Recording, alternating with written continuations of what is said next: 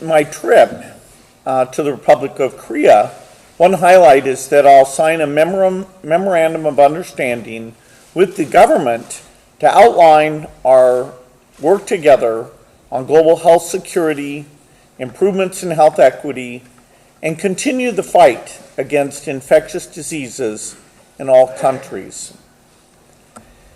This is a crisis moment for global health, so this is also a fantastic time for our foundation to strengthen the partnership here with Korea, providing great ideas for new tools and more resources to help those most in need. It's important to reflect on the incredible success of global health this century until the pandemic hit.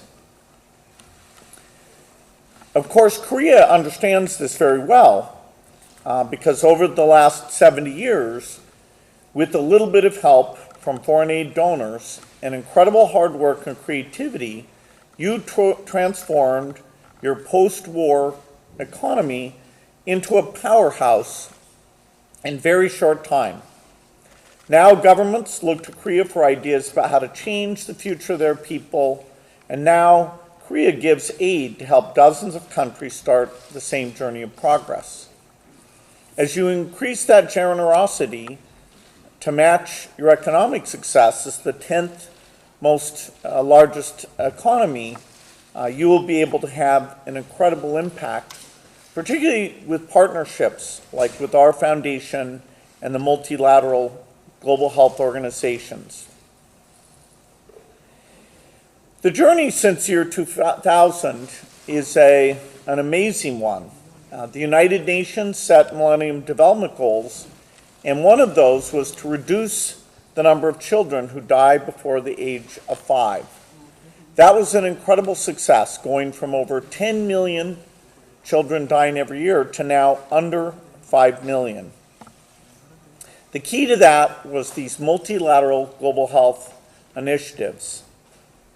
This is a lot like what happened in Korea from the 1950s to the 1980s.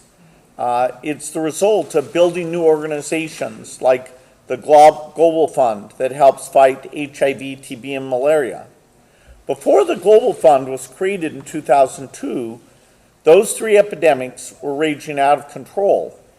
And since then, Global Fund has saved over 44 million lives. Think of that. It's almost like saving every person in Korea.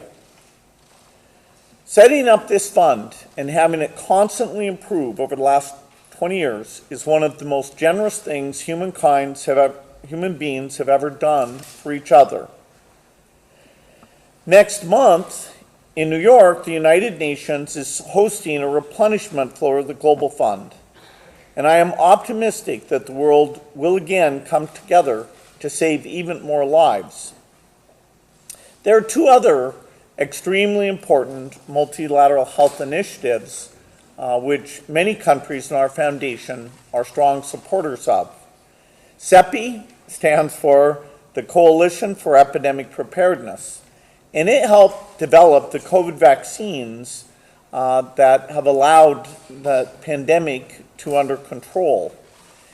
It's also developing, in some cases in partnerships with South Korean companies, other new tools, a vaccine that will be very broad and cover all coronaviruses, a vaccine that will block infection, and tools that would stop the pandemic in its early stage.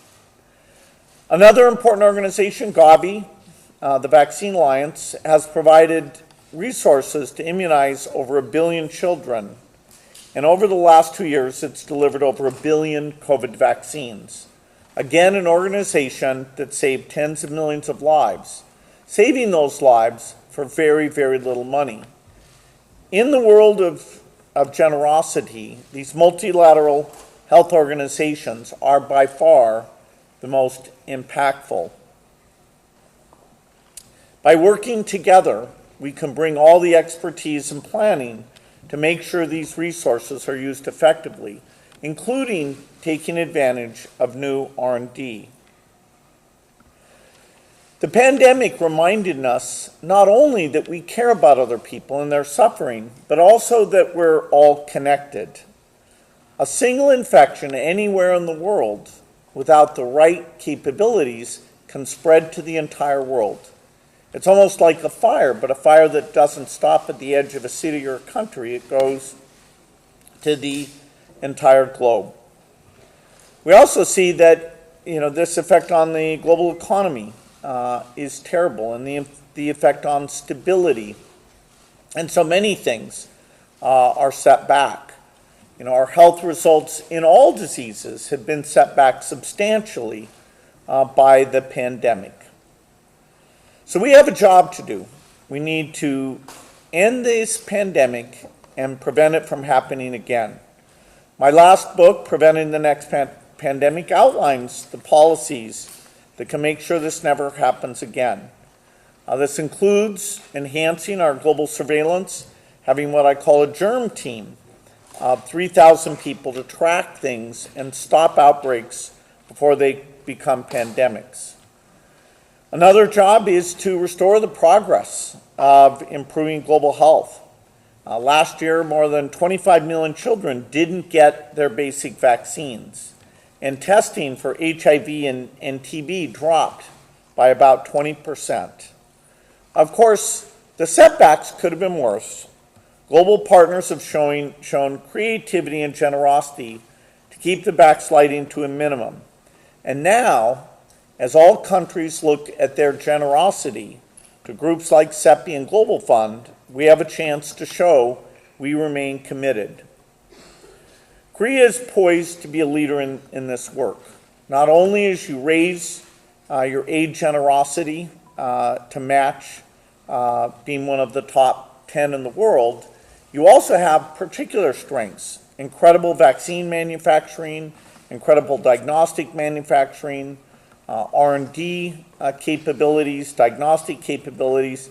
In fact, Korea is one of the only countries that actually sells more to these global health multilaterals than the total donation. And it's been fantastic to see the step up, the commitment to ACT with hundreds of millions of dollars, the commitment to COVAX.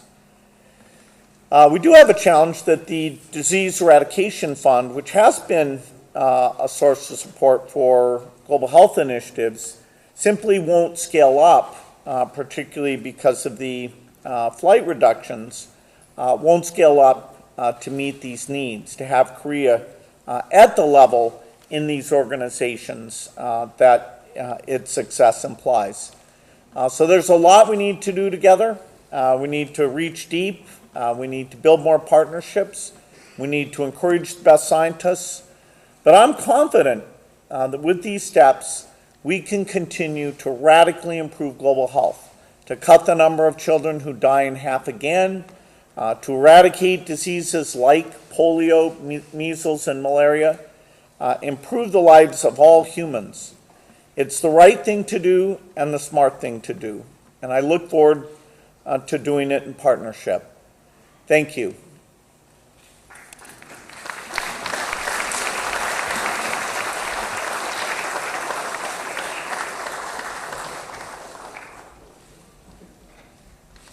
이상으로 빌 게이츠 공동이사장의 국회 연설을 마치겠습니다. 다음은 참석하신 의원님들을 모시고 빌 게이츠 공동이사장과 기념 촬영이 있겠습니다. 참석하신 의원님들께서는 기념 촬영 장소인 정평관 대단으로 이동하시면 되겠습니다.